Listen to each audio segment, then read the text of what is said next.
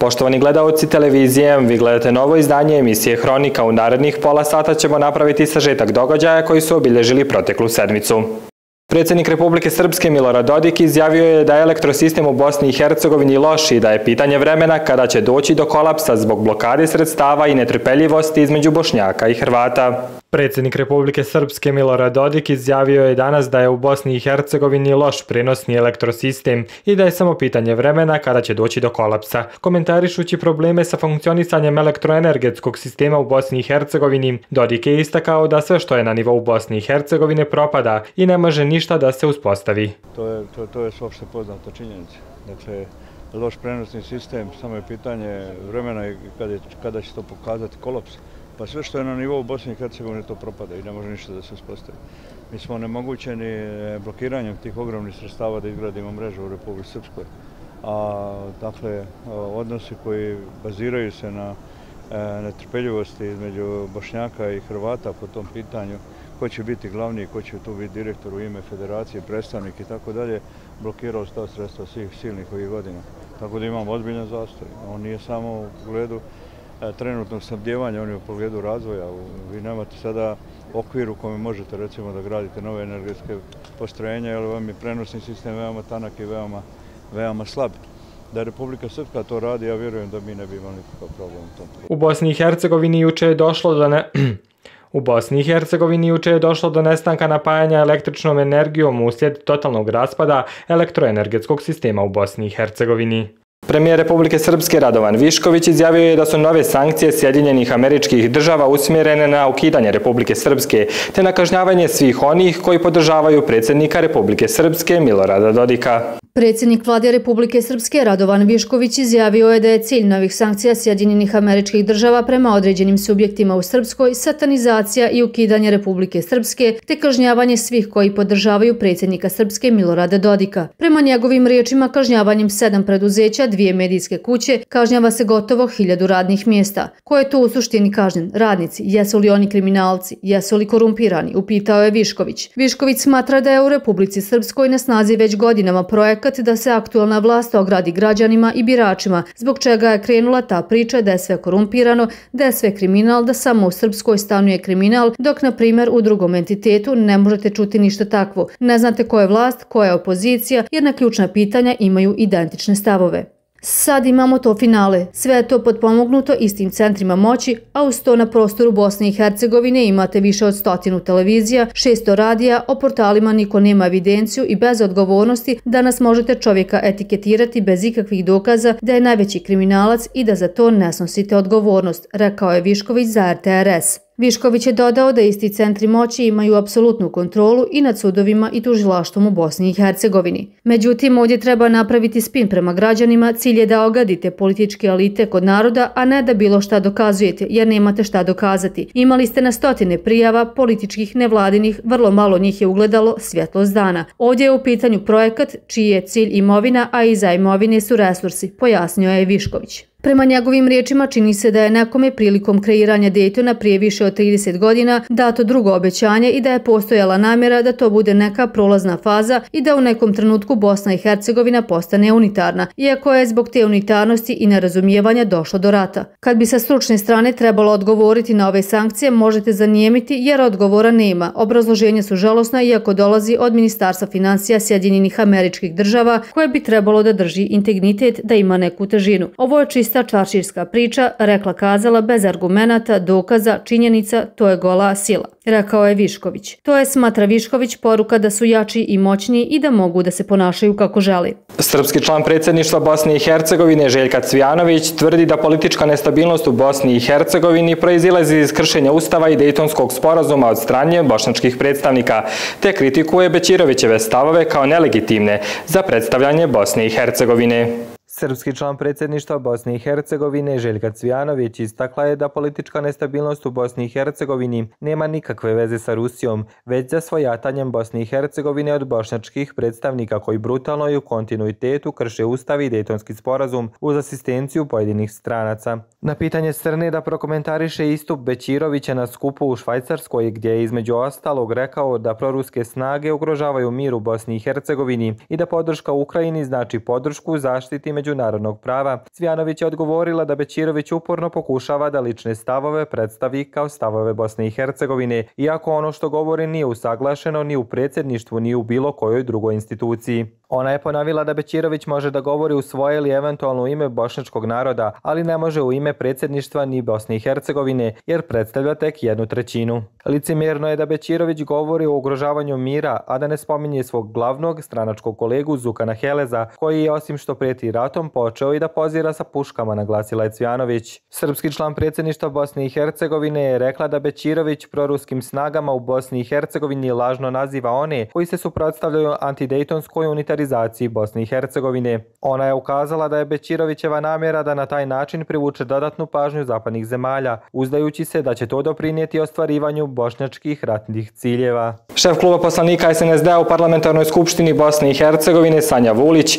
kritikuje političare iz Federacije Bosne i Hercegovine zbog blokiranja novca namijenjenog elektroprenosu, te ih smatra odgovornim za stvaranje haosa u energetskom sektoru i propadanje elektromreže.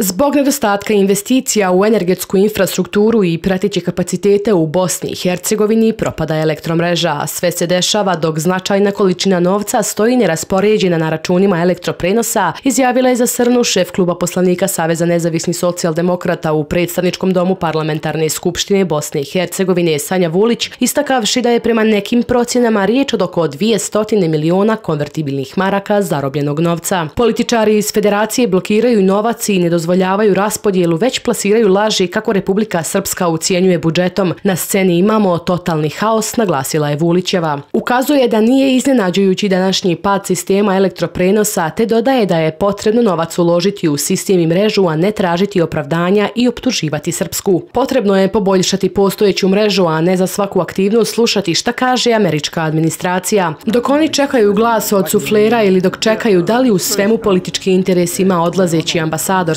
Sjedinjenih Američkih Država Michael Murphy, ispaštaju svi građani, poručila je Vulićeva. Ističe da zbog navedenog ne ispaštaju samo pojedinci, već sistemi i kompanije, te poručuje da je potrebno više odgovornosti prilikom odlučivanja, posebno u Federaciji Bosne i Hercegovine, jer u suprotnom cijenu plaćaju svi. Političari koji se predstavljaju kao bošnjačka elita su sve samo ne dorasli donošenju državnih odluka, zaključila je Vulićeva. Poslanik SNSD-a u Parlamentarnoj skupštini Bosne i Hercegovine Milorad Kojić osudio je PIK kao političko tijelo koje zloupotrebljava svoju ulogu i pokušava nametnuti zakone, naglašavajući da takvi pokušaji neće ugroziti Republiku Srpsku, koja dosljedno poštuje svoj ustavno-pravni položaj. Poslanik Saveza nezavisnih socijaldemokrata u predstavničkom domu Parlamentarne skupštine Bosne i Hercegovine Milorad Kojić izjavio je danas u Sarajevu da je Savjet za implementaciju mira u Bosni i Hercegovini političko tijelo, a ne neko ko se bavi pravnim normama i pravnim činjenicama. Ako bi s druge strane posmatrali ovo što radi Christian Schmidt i što je radio Incko, recimo, kada i neki drugi kada su nametali zakon, ako gledamo sa pravne, odnosno ustavno-pravne strane, za kako je moguće da jedan pojedinac u potpunosti degradira parlamentarnu skupštinu ili Narodnu skupštinu Republike Srpske ili parlament federacije, donoseći određena zakonska rješenja. Oni mogu da pričaju šta hoće. Ono što sam vidio, i to je jako bitno, to moramo da znamo, što je Schmidt davao određene komentare vezano za status i naziv Srebrenice i da je rekao da je pokušaj da se obustavljaju određene istrage. Prema njegovim riječima, veoma je bitno to što je Schmidt davao neke komentare za status i naziv Srebrenice kada je rekao da pokušava obustaviti određene istrage u Srebrenici. Mislio je da Ministarstvo unutrašnjih poslova treba da obustavi svoje istrage koje se odnose na lica koja se nalaze u Potočarima, a koja se danas vode kao živa.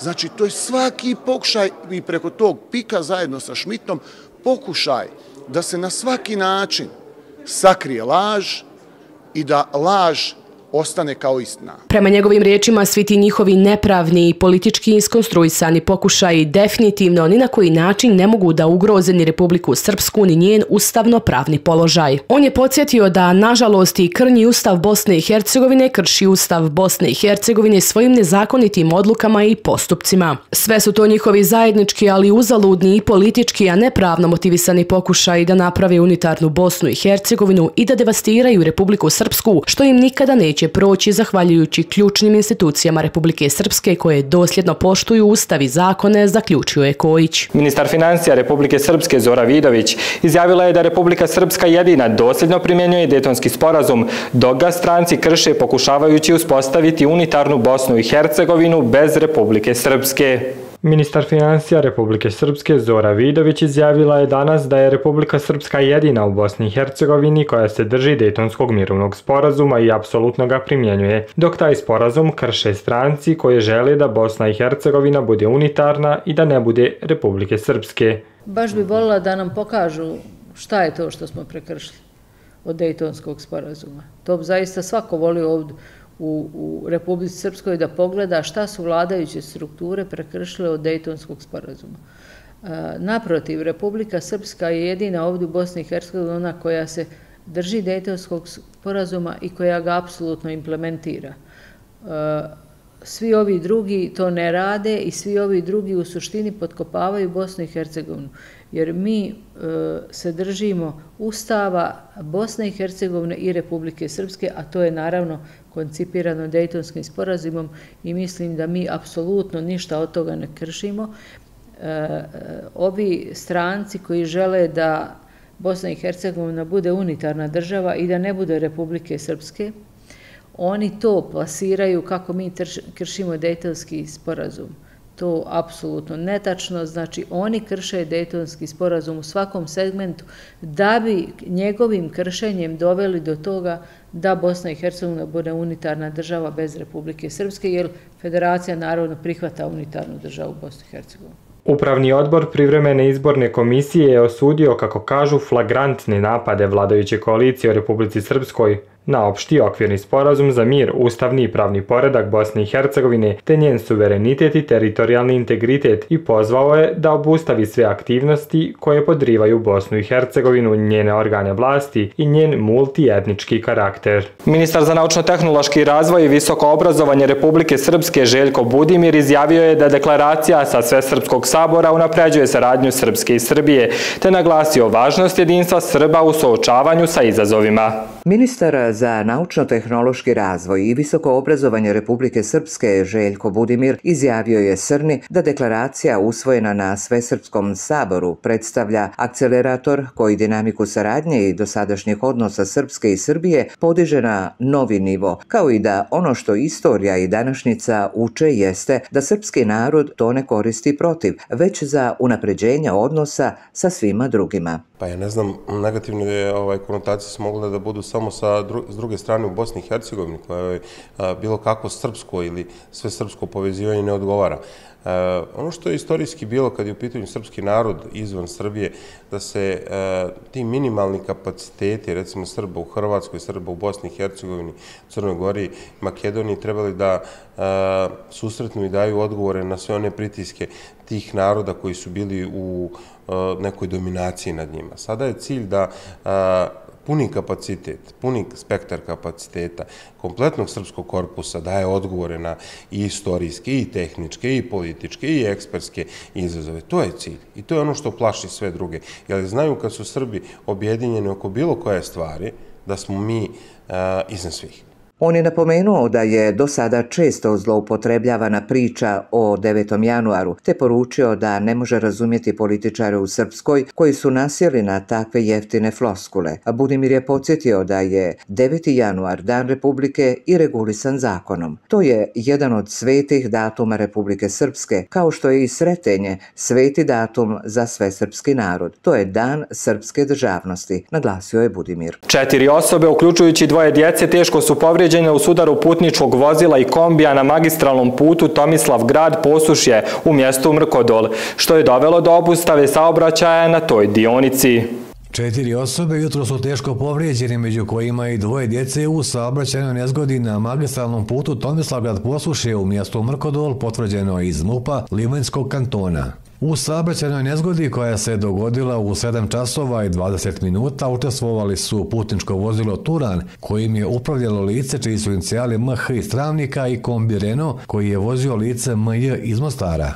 Teško su povrijeđene 4 osobe iz vozila Turan, osim vozača povrijeđena i osoba čiji su inicijali AH i djeca od 6 i 7 godina, prenose federalni mediji. Lice AH i 6-godišnje dijete su zbog težine povreda transportovani u klinički centar u Mostaru, dok su vozač i drugo dijete prebačeni u kantonalnu bolnicu u Livnu. Zbog saobraćajne nezgode, saobraćaj na ovoj dionici obustavljen i preusmjerava se obilaznim putem. Predsjednik Skupštine Srbije Ana Brnabić izjavila je da je Republika Srpska stvorena radi zaštite srpskog naroda i da deklaracija o zaštiti srpskih prava poziva na mir, odbacujući tvrdnje da je Republika Srpska rezultat etničkog čišćenja i genocida. Predsjednik Skupštine Srbije Ana Brnabić rekla je danas u Lebanu da je Republika Srpska nastala kako bi se srpski narod na tom prostoru zaštitio i spasio i da deklaracija o zaštiti nacionalnih i političkih prava i zajedničkoj budućnosti srpskog naroda, koja je usvojena na Svesrpskom saboru, poziva na mir.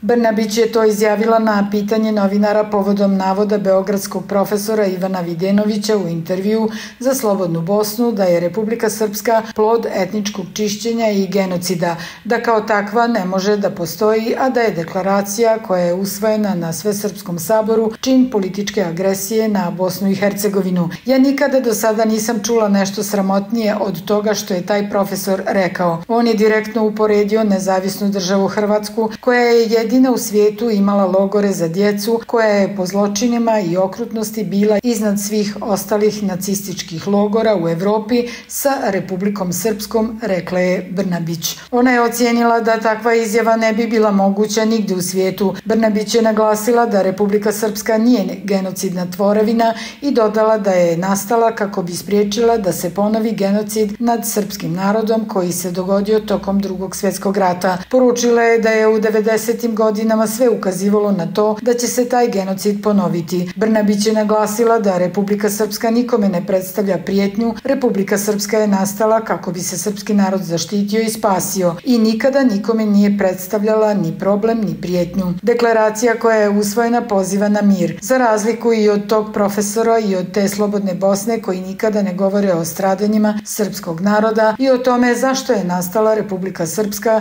rekla je Brnabić. 2 osobe su izgubile život, a 6 ih je povrijeđeno u eksploziji bombe na Cetinju. Kako se nezvanično saznaje, stradali su pripadnici kriminalnog škaljarskog klana, dok su povrijeđeni prevezeni u klinički centar Crne Gore.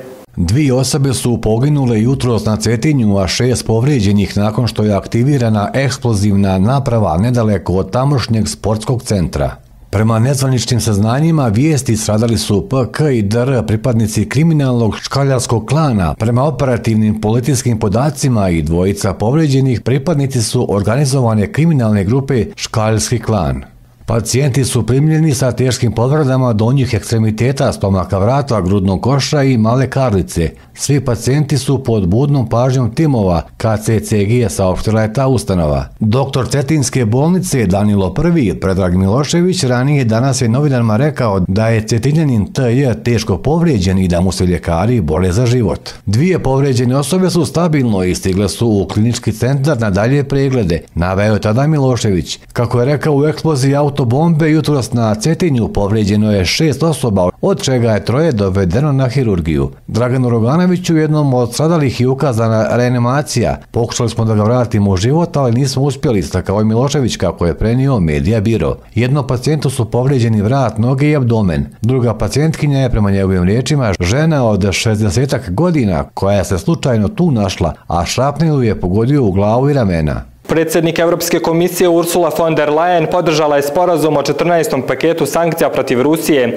naglašavajući da će oštre mjere uskratiti Rusiji pristup ključnim tehnologijama i energetskim prihodima. Ambasadori Europske unije upravo su se usaglasili oko 14. paketa sankcija Rusiji, uključujući zabranu i ograničenje pretovara ruskog tečnog prirodnog gasa i transporta ruske nafte, navodi se u saopštenju. Predsjednik Europske komisije Ursula von der Leyen izrazila je podršku sporazumu o 14. paketu paketu sankcija. Podržavam sporazum o 14. paketu sankcija Rusiji. Ove oštre mjere dodatno će uskratiti Rusiji pristup ključnim tehnologijama. Također to će Rusiji oduzeti dalje energetske prihode, napisala je ona na platformi X. Uvođenje novih mjera i pooštravanje postojećih sankcija predstavljaju ključne korake u strategiji Evropske unije za smanjenje sposobnosti Rusije da finansira svoje vojne aktivnosti i destabilizuje evropsku sigurnost. Predsjednik Rusije Vladimir Putin izjavio je da Zapad nije uspio da izoluje Rusiju. Optužuje Sjedinjene Američke Države i njihove saveznike za eskalaciju sukoba u Ukrajini, istovremeno izražavajući spremnost za dijalog. Zapad nije uspio da ograniči ili izoluje Rusiju, rekao je predsjednik Vladimir Putin u članku za sjevernokorejski list Rodong Shinmun uoči državne posjete Demokratskoj Narodnoj Republici Koreji. Koliko god se trudili, svi njihovi pokušaji da ograniče ili izoluju Rusiju su propali. Mi nastavljamo da stabilno gradimo naše ekonomske kapacitete, razvijamo našu industriju, tehnologije, infrastrukturu, nauku, obrazovanje i kulturu, istakao je Putin. Govoreći o sukobu u Ukrajini, on je rekao da Sjedinjene Američke Države i njihovi sateliti čine sve što mogu da zaoštre taj konflikt koji su oni izazvali. Sjedinjene Američke Države i njihovi sateliti otvoreno izjavljuju da je njihov cilj da nanesu strateški poraz Rusiji. Oni čine sve što mogu da odugovlače i dodatno zaoštravaju sukob u Ukrajini koji su sami izazvali podržavajući i organizujući oružani puč u Kijevu 2014. i rat u Donbasu koji je uslijedio, dodao je on. Prema Putinovim riječima, Moskva je otvorena za dijalog radi rješavanja postojećih pitanja. Rusija je uvijek bila i ostaće otvorena za ravnopravan dijalog o svim pitanjima, uključujući i ona najteža. To sam ponovio na nedavnom sastanku sa ruskim diplomatama u Moskvi, rekao je ruski lider. On je dodao da u međuvremenu ruski protivnici nastavljaju da snadbijevaju neonacistički režim u Kijevu novcem, oružjem i obavještajnim informacijama, dozvoljavaju i efektivno podstiču upotrebu savremenog zapadnog oružja i opreme za nanošenje udara na rusku teritoriju, a u većini slučajeva glavne mete su civili. Oni prijete da će poslati svoje trupe u Ukrajinu, šta više pokušavaju i da iscrpe rusku ekonomiju novim sankcijama i podstaknu društveno-političke tenzije unutar zemlje, zaključio je Putin. Putin će danas i sutra boraviti u prijateljskoj državnoj posjeti prijestolnici Sjeverne Koreje, Pjongjangu. Generalni sekretar NATO-a Jens Stoltenberg ističe da jačanje dugoročne vojne i ekonomske podrške Kijevu može ubrzati okončanje sukoba u Ukrajini. Obezbeđivanje nesmetane dugoročne vojne i ekonomske pomoći Kijevu pomoći će da se ukrajinski sukob okonča što je prije moguće, rekao je generalni sekretar NATO-a Jens Stoltenberg. Moramo da učinimo sve što možemo da obećamo više dugoročne podrške Ukrajini. Što je jača naša podrška Ukrajini, to prije može da se završi rat, rekao je Stoltenberg za BBC. On je ranije rekao za Daily Telegraph da je alijansa počela konsultacije o stavljanju nuklearnih projektila u stanje pripravnosti, a iz Moskve su ocijenili da je ovo eskalacija. To nije ništa novo, NATO ima nuklearno odvraćanje od kada smo osnovani i mi smo transparentni oko toga, tako da tu nema promjena. To nije eskalacija, naglasio je Stoltenberg. On je optužio Rusiju da je navodno izazvala eskalaciju opasnom nuklearnom retorikom, ali i time što je zapravo prijetila upotrebom nuklearnog oružja u Ukrajini. Nuklearno oružje se nikada neće koristiti, nuklearni rat se nikada neće voditi i ne može se pobijediti, naglasio je Stoltenberg. Portparol Kremlja Dmitrij Peskov istakao je spremnost Rusije za sveobuhvatan dijalog sa SAD-om koji obuhvata pitanje nuklearnih rizika i američkog angažmana u sukobu oko Ukrajine. Moskva je spremna samo za sveobuhvatan dijalog sa Vašingtonom koji će obuhvatiti pitanje učešća Sjedinjenih Američkih Država u ukrajinskom sukobu, saopštio je portparol Kremlja Dmitrij Peskov. On se osvrnuo na saopštenje predstavnika Savjeta za nacionalnu bezbjednost Sjedinjenih Američkih Država, koji je rekao da je Vašington spreman za dijalog sa Moskvom o nuklearnim rizicima. Očigledno oni koji su dali te izjave nisu se potrudili da pažljivo prate prethodne izjave ruskog predsjednika, a on je govorio da smo spremni za dijalog sa Sjedinjenim Američkim Državama. Otvoreni smo za dijalog, ali za širok, kompleksan dijalog, a koji pokriva sve dimenzije, uključujući aktuelnu povezanu sa sukobom oko Ukrajine i neposrednu umješanost Sjedinjenih Američkih Država u taj sukob, naglasio je portparol Kremlja. On je istovremeno napomenuo da je dijalog Rusije i Sjedinjenih Američkih Država krajnje neophodan. Generalno, taj dijalog je krajnje neophodan jer se problemi gomilaju. Postoji veoma mnogo problema povezanih sa globalnom bezbjednosnom arhitekturom, ocijenio je Peskov.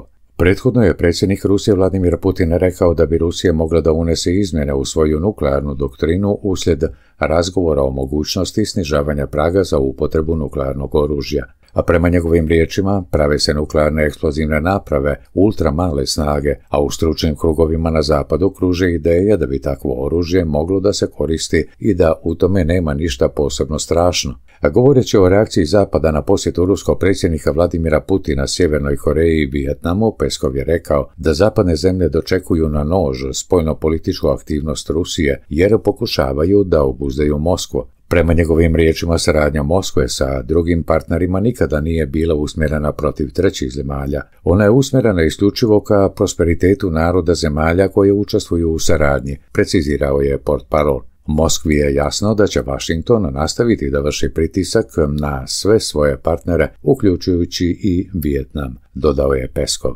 Predsjednik Državne dume Rusije Vjačeslav Volodin izjavio je da su Washington i Brisel odlučili da se riješe Zelenskog zbog njegovih neuspjeha i gubitka povjerenja.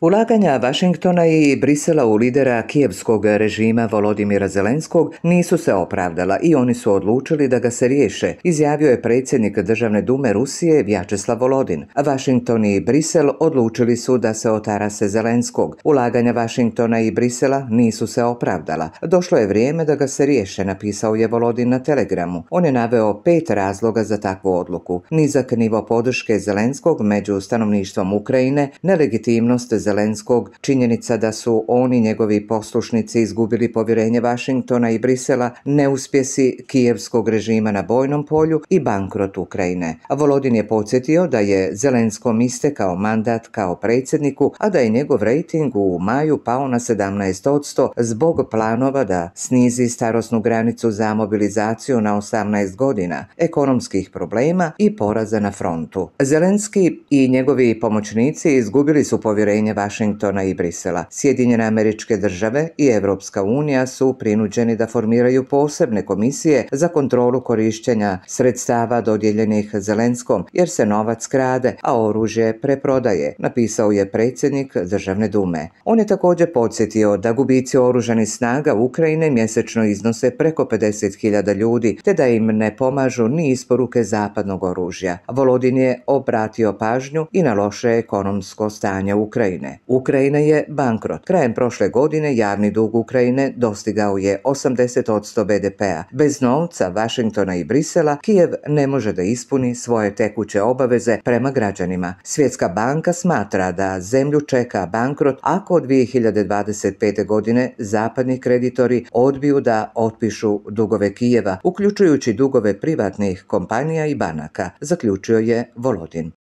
Pratili ste novo izdanje emisije Hronika. Hvala na ukazanom povjerenju. Do gledanja.